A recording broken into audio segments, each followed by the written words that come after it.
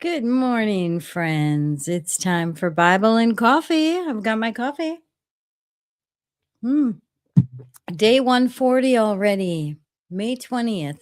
Today we're going to have a final psalm from Asaph, Psalm 83. We're going to go through First Chronicles chapter 29, verses 23 through 25.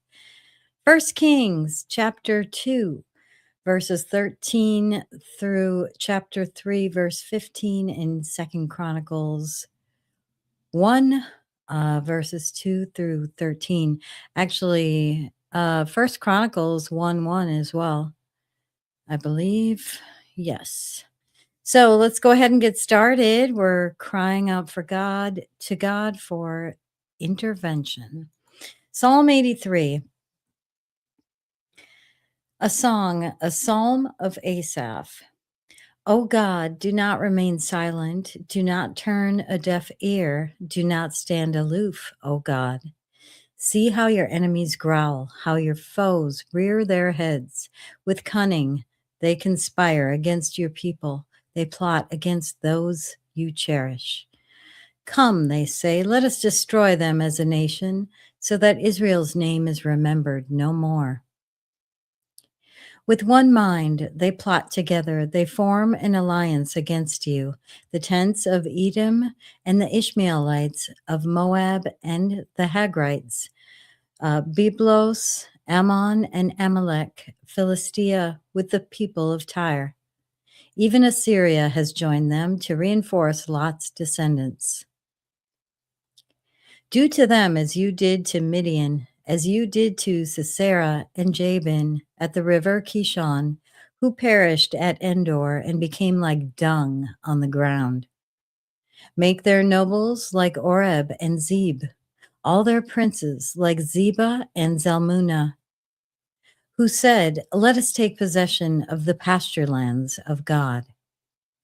Make them like tumbleweed, my God, like chaff before the wind.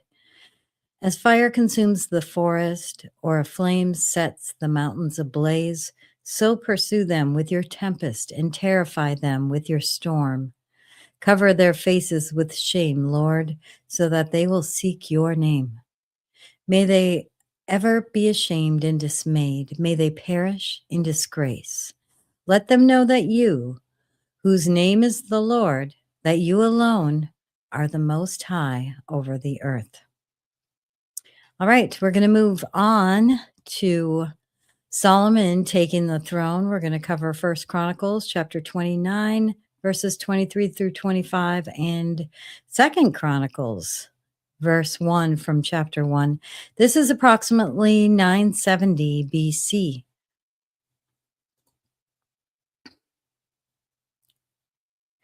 So Solomon sat on the throne of the Lord as king in place of his father David. He prospered, and all Israel obeyed him.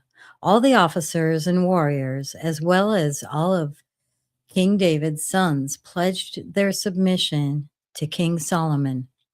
The Lord highly exalted Solomon in the sight of all Israel and bestowed on him royal splendor, such as no king over Israel ever had before. Solomon, son of David, established himself firmly over his kingdom, for the Lord his God was with him and made him exceedingly great. Next up, Solomon establishes his rule. Solomon's throne established. Now Adonijah, the son of Haggith, went to Bathsheba, Solomon's mother. Bathsheba asked him, do you come peacefully? He answered, yes, peacefully. Then he added, I have something to say to you. You may say it, she replied. As you know, he said, the kingdom was mine. All Israel looked to me as their king. But things changed, and the kingdom has gone to my brother, for it has come to him from the Lord. Now I have one request to make of you. Do not refuse me. You may make it, she said. So he continued, please ask King Solomon. He will not refuse you. To give me Abishag, the Shunammite, as my wife." "Very well," Bathsheba replied. "I will speak to the king for you."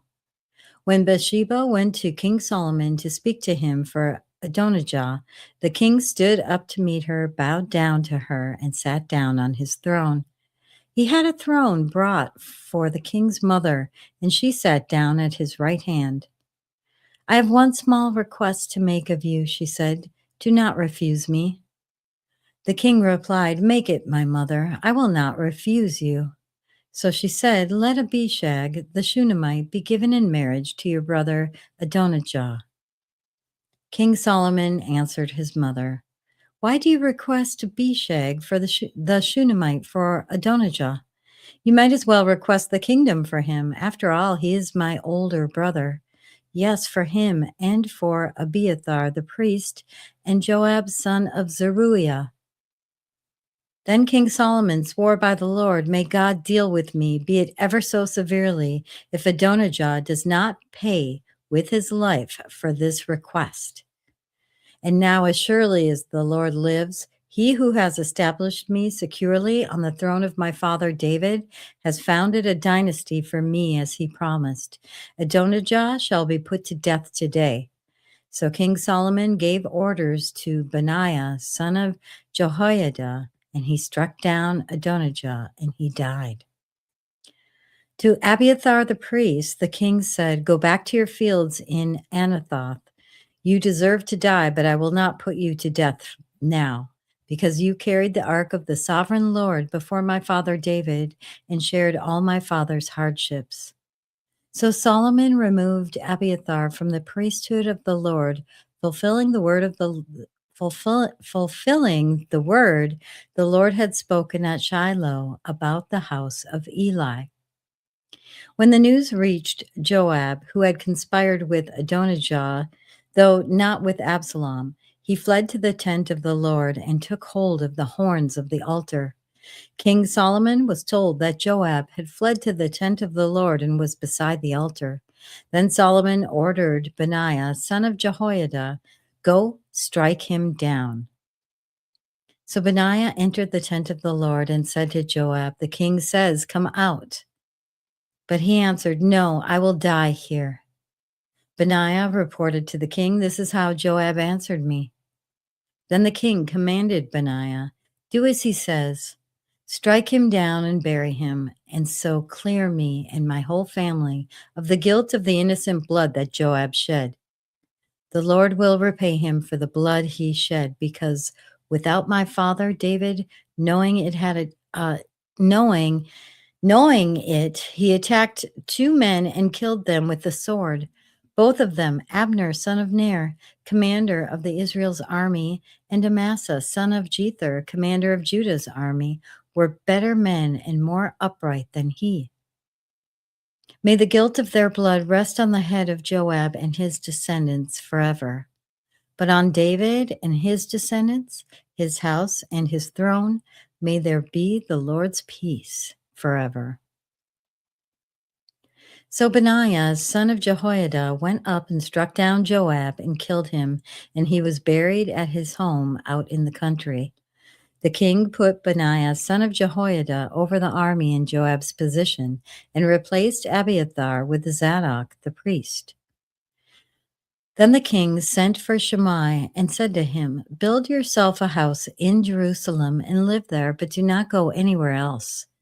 The day you leave and cross the Kidron Valley, you can be sure you will die. Your blood will be on your own head."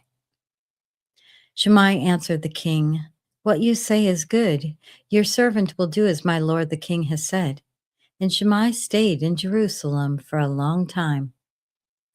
But 3 years later, two of Shimei's slaves ran off to Achish, son of Maacah, king of Gath, and Shimei was told, "Your slaves are in Gath."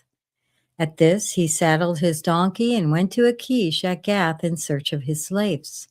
So Shimei went away and brought the slaves back from Gath.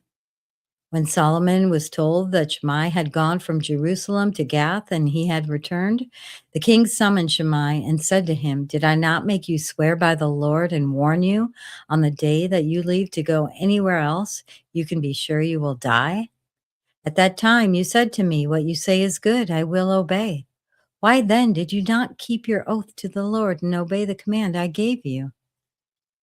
The king also said to Shimei, "You know in your heart all the wrong you did to my father David. Now the Lord will repay you for your wrongdoing. But King Solomon will be blessed, and David's throne will remain secure before the Lord forever." Then the king gave the order to Benaiah, son of Jehoiada, and he went out and struck Shimei down, and he died. The kingdom was now established in Solomon's hands. Next up, Solomon asks for wisdom.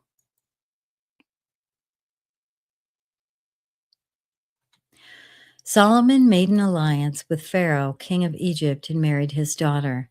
He brought her to the city of David until he finished building his palace and the temple of the Lord and the wall around Jerusalem. The people, however, were still sacrificing at the high places because the temple had not yet been built for the name of the Lord. Solomon showed his love for the Lord by walking according to the instructions given him by his father David, except that he had offered sacrifices and burnt incense on the high places. The king went to Gibeon to offer sacrifices, for that was the most important high place, and Solomon offered 1,000 burnt offerings on that altar. Then Solomon spoke to all Israel, to the commanders of thousands and the commanders of hundreds, to the judges and to all the leaders in Israel, the heads of families. And Solomon and the whole assembly went to the high place at Gibeon, for God's tent of meeting was there, which Moses, the Lord's servant, had made in the wilderness. Now David had brought up the ark of God from Kiriath Jearim to the place he had prepared for it, because he had pitched a tent for it in Jerusalem. But the bronze altar that uh, Bezalel, son of Uri, the son of Hur, had made was in Gibeon in front of the tabernacle of the Lord. So Solomon and the assembly inquired of him there. Solomon went up to the bronze altar before the Lord in the tent of meeting and offered 1,000 burnt offerings on it. At Gibeon, the Lord appeared to Solomon during the night in a dream, and God said, "Ask for whatever you want me to give you." Solomon answered, "You have shown great kindness to your servant, my father David, because he was faithful to you and righteous and upright in heart. You have continued this great kindness to him and have given him a son to sit on his throne this very day. Now, Lord my God, you have made your servant king in place of my father David, but I am only a little child and do not know how to carry out my duties. Your servant is here among the people you have chosen, a great people, too numerous to count or number. So give your servant a discerning heart to govern your people and to distinguish between right and wrong. For who is able to govern this great people of yours?" The Lord was pleased that Solomon asked for this. So God said to him, "Since you have asked for this, and not for long life or wealth for yourself, nor have asked for the death of your enemies, but for discernment in administering justice, I will do what you have asked. I will give you a wise and discerning heart, so that there will never have been anyone like you, nor will there ever be. Moreover, I will give you what you have not asked for, both wealth and honor, so that in your lifetime you will have no equal among kings. And if you walk in obedience to me and keep my decrees and commands as David your father did, I will give you a long life." Then Solomon awoke and he realized it had been a dream. He returned to Jerusalem, stood before the ark of the Lord's covenant, and sacrificed burnt offerings and fellowship offerings. Then he gave a feast for all his court.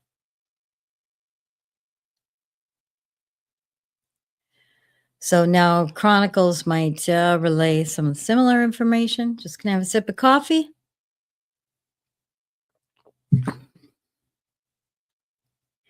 That night, God appeared to Solomon and said to him, "Ask for whatever you want me to give you." Solomon answered God, "You have shown great kindness to David my father and have made me king in his place. Now, Lord God, let your promise to my father David be confirmed, for you have made me king over a people who are as numerous as the dust of the earth. Give me wisdom and knowledge that I may lead this people, for who is able to govern this great people of yours?" God said to Solomon, "Since this is your heart's desire, and you have not asked for wealth, possessions, or honor, nor for the death of your enemies, and since you have not asked for a long life, but for wisdom and knowledge to govern my people over whom I have made you king, therefore wisdom and knowledge will be given to you.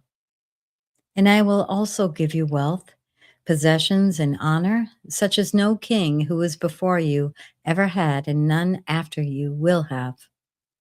Then Solomon went to Jerusalem from the high place at Gibeon, from before the tent of meeting, and he reigned over Israel. And that concludes today's reading of day 140, May 20th. Thank you so much for joining. Be sure to like the video so the word gets out to more people, and subscribe to be informed when I go live in the mornings. Thank you so much. Have a very blessed day, and we'll see you tomorrow. Bye-bye.